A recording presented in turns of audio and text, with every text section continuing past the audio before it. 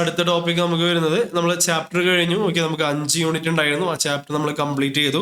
Okay, ഇനി അതിൽ കുറച്ച് എക്സസൈസസ്, ദാറ്റ് ഈസ് അഡീഷണൽ ആയിട്ടുള്ള കുറച്ച് ക്വസ്റ്റ്യൻസ്, MCQ കാര്യങ്ങളൊക്കെ തന്നെ ഇതൊക്കെ ഡയറക്റ്റ് എക്സാമിനും ചോദിക്കാറുണ്ട്. ഓക്കെ, അപ്പം എന്ത് ചെയ്യുക, ഇപ്പം തന്നെ നമുക്ക് കംപ്ലീറ്റ് ചെയ്യാം. Cost audit was first introduced in the year. ഏത് വർഷമായി നമുക്ക് ഓർമ്മ? 1965 അല്ലേ. So 1965 and cost audit was first introduced for dash industry. Okay, ഇപ്പൊ കോസ്റ്റ് ഓഡിറ്റ് എന്നാണ് ചോദിച്ചിട്ടുള്ളത്. ഓക്കെ, സോ നോർമലി ഈ കോസ്റ്റ് റെക്കോർഡ്സ് കാര്യങ്ങളൊക്കെ ഈ ഷുഗർ ഇൻഡസ്ട്രിയിലൊക്കെയാണ് ആദ്യം കോസ്റ്റ് റെക്കോർഡ്സ്. പക്ഷേ cost audit, okay, cost audit main ആയിട്ട് സിമെന്റ് ഇൻഡസ്ട്രിയിലാണ്. നമ്മൾ ആ ഒരു ഇൻഫ്രാസ്ട്രക്ചർ ഡെവലപ്മെന്റ് സമയത്താണ് ആ ഒരു ഇൻഡസ്ട്രിയലൈസേഷൻ നമ്മുടെ രാജ്യത്ത് വന്നപ്പോൾ ഇൻഫ്രാസ്ട്രക്ചർ ഡെവലപ്മെന്റിലേക്ക് സിമെന്റ്, സ്റ്റീൽ അങ്ങനത്തെ കാര്യങ്ങൾ അതാണ് ഇനീഷ്യൽ ടൈമിൽ നമുക്ക് വന്നത്. അപ്പൊ ഫസ്റ്റ് കോസ്റ്റ് ഓഡിറ്റ് ഇൻട്രൊഡ്യൂസ് ചെയ്ത് ഏത് ഇൻഡസ്ട്രിയിലാണ്? സിമെന്റ് ഇൻഡസ്ട്രിയാണ്. ഓക്കെ, നോക്കാം. Cost audit was first introduced for ഏത് ഇൻഡസ്ട്രി? Cement industry. ഓക്കെ, ഇനി government of India issued order in respect of introduction mandatory cost audit. Okay, mandatory cost audit ആദ്യം ഏത് വർഷമാണ് ഇൻട്രൊഡ്യൂസ് ചെയ്തത്? നമുക്കറിയാം 2008 നമ്മളെ കമ്മിറ്റിനെ അപ്പോയിന്റ് ചെയ്ത് അവരുടെ റിപ്പോർട്ട് 2009 കിട്ടിയിട്ട് മാൻഡേറ്ററി കോസ്റ്റ് ഓഡിറ്റ് എന്താണ് കൊണ്ടുവന്നത്? 2011 2011 ആ മാൻഡേറ്ററി കോസ്റ്റ് ഓഡിറ്റ് കൊണ്ടുവരികയും ചെയ്തു. പ്ലസ് എന്ത് ചെയ്തു? കോസ്റ്റ് അക്കൗണ്ടിൽ ഒരു കംപ്ലൈന്റ് സർട്ടിഫിക്കറ്റ് കൂടി നമ്മൾ വാങ്ങേണ്ടി വന്നു. അപ്പൊ അത് ഏത് വർഷമായിരുന്നു? നമുക്ക് 2011 വന്നത് അല്ലെ. സോ 2011 അതിന്റെ ആൻസർ ആയിട്ട് വരുന്നത്. ഇനി the report on the audit of cost records submitted by the cost auditor to ആർക്കാണ്? നമ്മൾ ആരാണ് അഡ്രസ് ചെയ്യേണ്ടത്? CRA3 നമ്മൾ എക്സ്പ്ലെയിൻ ചെയ്തപ്പോൾ പറഞ്ഞു. ഓക്കെ, CRA3 നമ്മൾ ആർക്കാണ് കൊടുക്കുന്നത്? നമ്മുടെ കോസ്റ്റ് ഓഡിറ്റ് റിപ്പോർട്ട് നമ്മൾ ബോർഡ് ഓഫ് ഡയറക്ടേഴ്സിനാണ് ഇത് കൊടുക്കേണ്ടത് അല്ലെ. ആ ബോർഡ് ഓഫ് ഡയറക്ടേഴ്സ് സബ്സെക്ഷൻ 5 അല്ലെ, സബ്സെക്ഷൻ 5 നമ്മൾ CRA3 ആർക്ക്? ബോർഡ് ഓഫ് ഡയറക്ടേഴ്സിന് കൊടുക്കണം. Okay, so to board of directors. Okay, ഇനി the cost auditor of the company who is in default in compliance with section 148 shall be punishable in the manner provided in. Okay, cost ഓഡിറ്റർക്കും punishment ഉണ്ട് അല്ലെ. നമുക്കറിയാം cost ഓഡിറ്റിന്റെ section number 148 subsection 8 എന്തിനെ കുറിച്ച് പറയുന്നത്? പണിഷ്മെന്റിനെ കുറിച്ച് പറയുന്നത്. അപ്പൊ സബ്സെക്ഷൻ 8 പറയുന്നത് section number 147 subsection 1 penalty, I mean punishment ആർക്ക് അപ്ലിക്കബിൾ ആണ്? Company and every officer in default അല്ലെ. So company and every officer in default section number 147 subsection 1. നേരെ മറിച്ച് സെക്ഷൻ നമ്പർ 147 സബ്സെക്ഷൻ 2 മുതൽ 5 വരെയുള്ള കാര്യങ്ങൾ ആർക്കാണ് അപ്ലിക്കബിൾ? കോസ്റ്റ് ഓഡിറ്റർക്കാണ്. അപ്പോ ഇവിടെ ചോദിച്ചിട്ടുള്ളത് ആർക്കുള്ള പണിഷ്മെന്റ് ആണ്? So cost auditor who is in default അല്ലെ. അപ്പൊ കോസ്റ്റ് ഓഡിറ്റർക്ക് പണിഷ്മെന്റ് സെക്ഷൻ ഏതാണ്? 147 ആണെന്നുള്ള കാര്യം മനസ്സിലാക്കുക. അതിൽ തന്നെ സബ്സെക്ഷൻ 2 മുതൽ 5 വരെയാണ് അല്ലെ. അപ്പൊ സബ്സെക്ഷൻ പഠിച്ചത് 147 ആണെന്നുള്ള കാര്യം അറിയുകയാണെങ്കിൽ നോക്കുക 139 ആണോ? അല്ല, 139 അപ്പോയിന്റ്മെന്റ് ഓഫ് ദി ഓഡിറ്റർ ആണ് അല്ലെ. ദെൻ 148 കോസ്റ്റ് ഓഡിറ്റ് 1 to 3 അല്ലെ. 1 to 3 എന്താ പറയുന്നത്? 1 to 3 കോസ്റ്റ് റെക്കോർഡ് 148 1 to 3 ആണ് പറഞ്ഞത്. ഓക്കെ, 148 1 to 3 നമ്മൾ പറയുന്നത് കോസ്റ്റ് റെക്കോർഡ്സ് എന്ത് ചെയ്യണം? മെയിൻറ്റെയിൻ ചെയ്യണം അല്ലെ. കോസ്റ്റ് ഓഡിറ്റ് എന്ത് ചെയ്യണം? ഓക്കെ, ഈ കാര്യങ്ങളാണ് അവിടെ പറയുന്നത്. ഓക്കെ, ഇനി പിന്നെ ഓഡിറ്റർക്ക് റൈറ്റ്സ് ആൻഡ് ഡ്യൂട്ടീസ് കാര്യങ്ങളൊക്കെയാണ് 3 വരെ പറഞ്ഞത്. ഇനി മൂന്നാമത്തെ സെക്ഷൻ 143 പണിഷ്മെന്റ് ആണ് അല്ലെ. ഡ്യൂട്ടീസ് ആൻഡ് അല്ലെ പവേഴ്സ് ആൻഡ് ഡ്യൂട്ടീസ് ആണ് പറയുന്നത്. പിന്നെ 147 ആണ് പണിഷ്മെന്റ് ഫോർ കോൺട്രാവെൻഷൻ. അതിന്റെ അകത്ത് സബ്സെക്ഷൻ 1 കമ്പനിക്കുള്ളതാണ്. ഓക്കെ, ദെൻ സബ്സെക്ഷൻ 2 മുതൽ 5 വരെയുള്ള കാര്യങ്ങൾ ആർക്കുള്ളതാണ്? കോസ്റ്റ് ഓഡിറ്റർക്കുള്ളതാണ്. ഓക്കെ അല്ലെ, 5 MCQ ക്ലിയർ ആയില്ലേ?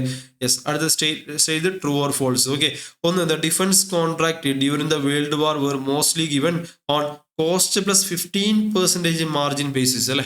നമുക്ക് കോസ്റ്റ് പ്ലസ് മാർജിൻ ഒക്കെ നമ്മൾ പഠിച്ചിട്ടുണ്ട്. ഓക്കെ, ഈ കോസ്റ്റ് പ്ലസ് 15 എന്നുള്ളത് അതൊരു ഫിക്സഡ് ആയിട്ട് 15% നമ്മൾ പഠിച്ചിട്ടുണ്ടോ? ഇല്ല. അപ്പൊ ആക്ച്വലി ഒരു സ്റ്റേറ്റ്മെന്റ് അപ്പൊ എന്താണ്? ഫോൾസ് ആണ്. കാരണം ഇങ്ങനെ ഒരു 15% നമ്പർ ആക്ച്വലി അവിടെ ഇല്ല. അതുകൊണ്ട് നമുക്ക് ഈ സ്റ്റേറ്റ്മെന്റ് എന്താണെന്ന് പറയാം? ഫോൾസ് ആണെന്ന് പറയാം. അടുത്തത് institute of cost accountants of India was set up in 1944 with objective of determining cost of production. Institute start ചെയ്തത് കോസ്റ്റ് ഓഫ് പ്രൊഡക്ഷൻ കണ്ടുപിടിക്കാനാണോ? അല്ല, ഇൻസ്റ്റിറ്റ്യൂട്ട് സ്റ്റാർട്ട് ചെയ്തത് എന്തിനായിരുന്നു? ദ പ്രൊഫഷൻ ഓഫ് കോസ്റ്റ് അക്കൗണ്ടിങ്ങിനെ എന്ത് ചെയ്യാനായിട്ട്? ഡെവലപ്പ് ചെയ്യാൻ, റെഗുലേറ്റ് ചെയ്യാൻ വേണ്ടിയിട്ടാണ് അല്ലെ. അപ്പോൾ ഈ കോസ്റ്റ് ഓഫ് പ്രൊഡക്ഷൻ കാൽക്കുലേറ്റ് ചെയ്യേണ്ട ഒബ്ജക്റ്റീവിൽ ആരും ഇൻസ്റ്റിറ്റ്യൂട്ട് സ്റ്റാർട്ട് ചെയ്യില്ല. അപ്പൊ ഈ സംഭവം ഒക്കെ 1944 സെറ്റപ്പ് ചെയ്തത്. പക്ഷെ അവരുടെ ഒബ്ജക്റ്റീവ് എന്തല്ല? കോസ്റ്റ് ഓഫ് പ്രൊഡക്ഷൻ അല്ല, കോസ്റ്റ് അക്കൗണ്ടിങ് പ്രൊഫഷനെ ഡെവലപ്പ് ചെയ്യുക, റെഗുലേറ്റ് ചെയ്യുക എന്നുള്ളതാണ് അല്ലെ. ഇനി അടുത്ത മൂന്നാമത്തെ, a company shall submit cost of report to the central government within 30 days from the date of sign in the same അല്ലെ. നമ്മൾ 148 സബ്സെക്ഷൻ 6 ഓക്കെ, 148 സബ്സെക്ഷൻ 6 നമ്മളോട് പറഞ്ഞിട്ടുള്ളത് നിങ്ങൾ കോസ്റ്റ് ഓഡിറ്റ് റിപ്പോർട്ട് എന്തെങ്കിലും CRA4 സെൻട്രൽ ഗവൺമെന്റ് സബ്മിറ്റ് ചെയ്യണം. പക്ഷെ within 30 days from the receipt of the same അല്ലേ, from the date of signing അല്ലല്ലോ. ഇവിടെ അവർ പറഞ്ഞിട്ടുള്ളത് from the date of signing അല്ലേ. അപ്പൊ ആ ഒരു വേർഡ് ഉള്ളത് കൊണ്ട് അതെന്താണ്? ഫോൾസ് സ്റ്റേറ്റ്മെന്റ് ആണ്. കാരണം from the date of receipt of the same ആണ് അല്ലെ. അടുത്തത് cost accounting standards as formulated by cost auditing and assurance board അല്ലെ. നമ്മളിപ്പോൾ തന്നെ പഠിച്ചിട്ടുള്ളൂ അക്കൗണ്ടിങ് സ്റ്റാൻഡേർഡ്സ് അല്ലെ. അപ്പൊ അതാരാണ് ഫോർമുലേറ്റ് ഉള്ളത്? കോസ്റ്റ് അക്കൗണ്ടിങ് സ്റ്റാൻഡേർഡ് ബോർഡ് അല്ലെ, CASB ആണ്. ഓക്കെ, ഇത് കോസ്റ്റ് ഓഡിറ്റിംഗ് സ്റ്റാൻഡേർഡ്സ് ആയിരിക്കും ആരുണ്ടാക്കിയിട്ടുണ്ടാവുക? Cost auditing and assurance standard board cost auditing standards ആയിരിക്കും. Cost accounting standards cost accounting standard ബോർഡാണ് എന്നുള്ളത് ഫോർമുലേറ്റ് ചെയ്യുന്നത്. ഇനി last the auditor conducting the cost audit shall comply with the cost accounting standard. അത് തെറ്റല്ലേ? കാരണം ഓഡിറ്റർ ഏത് standard follow ചെയ്യണം? Cost auditing and assurance standard follow ചെയ്യേണ്ടത്. പക്ഷെ ഇവിടെ പറയുന്നത് കോസ്റ്റ് ഓഡിറ്റർ ഏത് ഫോളോ ചെയ്യണമെന്ന്? Cost accounting standards. പക്ഷെ കോസ്റ്റ് ഓഡിറ്റർക്ക് ഏതിൽ അറിവുണ്ടാവണം? ഓക്കെ, കോസ്റ്റ് അക്കൗണ്ടിംഗ് സ്റ്റാൻഡേർഡിൽ എക്സ്പെർട്ട് ആയിരിക്കണം. പക്ഷെ അത് കംപ്ലൈ ചെയ്യേണ്ടത് ആരാണ്? കോസ്റ്റ് അക്കൗണ്ടിംഗ് സ്റ്റാൻഡേർഡ്സ് കംപ്ലൈ ചെയ്തിട്ട് prepare and presentation of cost statements ചെയ്യേണ്ടതാണ് മാനേജ്മെന്റ് ആണ്, അല്ലാതെ കോസ്റ്റ് ഓഡിറ്റർ അല്ല. അങ്ങനെ നോക്കുമ്പോൾ 5 സ്റ്റേറ്റ്മെന്റ് നമുക്ക് എന്താണ്? ഫോൾസ് ആണ് വരുന്നത്. ആക്ച്വലി 5 സ്റ്റേറ്റ്മെന്റ്സിലും കാര്യങ്ങൾ പകുതി കറക്റ്റ് ആയിട്ട് പറയണമെങ്കിലും പക്ഷെ അതിൽ ലാസ്റ്റ് ഏരിയയിലൊക്കെ എന്തുണ്ട്? അവർ തെറ്റിച്ചാണ് കാര്യങ്ങൾ പറയുന്നത്. അപ്പൊ ചില ആൾക്കാർ വിചാരിക്കും ഇങ്ങനെയൊക്കെ എക്സാമിന് ഇങ്ങനത്തെ ചോദ്യങ്ങൾ ഇല്ലാത്തതുകൊണ്ട് ഓക്കെ, മുമ്പ് നമുക്ക് ഉണ്ടായിരുന്നു ട്രൂ ഓർ ഫോൾസ് ക്വസ്റ്റ്യൻസ് ഒക്കെ. പക്ഷെ എന്നാലും ഇതൊക്കെ വെച്ചിട്ട് MCQ അവർ എന്ത് ചെയ്യും? ഡ്രാഫ്റ്റ് ചെയ്യും. അപ്പൊ അതുകൊണ്ട് ശ്രദ്ധിക്കുക.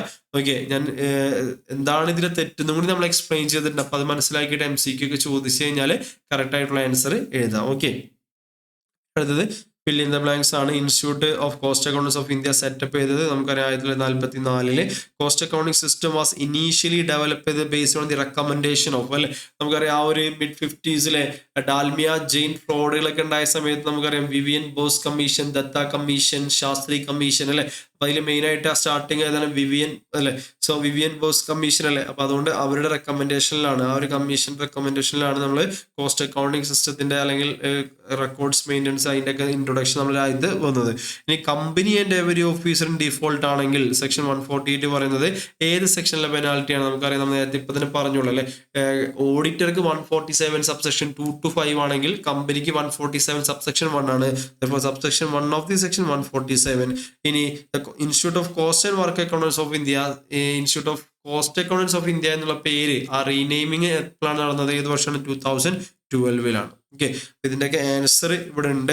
നമ്മൾ ഓൾറെഡി എല്ലാ ആൻസറും കറക്റ്റ് ആയിട്ട് പറഞ്ഞിട്ടുണ്ട്. ഓക്കെ, എല്ലാം ഫോൾസ് തന്നെയാണ്. ഓക്കെ, നേരത്തെ പറഞ്ഞ പോലെ 5 പോയിന്റും ഫോൾസ് ആണ്. Okay, 1944 Vivian boss subsection 1. Okay അല്ലേ. ഇനി ഷോർട്ട് ടൈപ്പ് essay ക്വസ്റ്റ്യൻസ് നമ്മളുടെ what are the objectives of the cost of audit ചോദിക്കുകയാണെങ്കിൽ നമ്മൾ ആ ഒരു what are the objectives of cost audit നമ്മൾ ഏതൊക്കെയാണ്? ഒന്ന് ജനറൽ ഒബ്ജക്റ്റീവ്സ് നമുക്ക് ഏകദേശം 12ഓളം പോയിന്റ് ഒക്കെ നമ്മൾ പഠിച്ചിട്ടുണ്ടായിരുന്നു അല്ലെ. പിന്നെ സോഷ്യൽ ഒബ്ജക്റ്റീവ്സ് കാര്യങ്ങൾ നമ്മൾ പഠിച്ചിട്ടുണ്ടായിരുന്നു. ഇനി അതുപോലെ തന്നെ ജനസിസ് ഓഫ് കോസ്റ്റ് ഓഡിറ്റിൽ നമ്മൾ ആ ഒരു ഒറിജിൻ കാര്യങ്ങൾ നമ്മൾ പഠിച്ചിട്ടുണ്ടായിരുന്നു.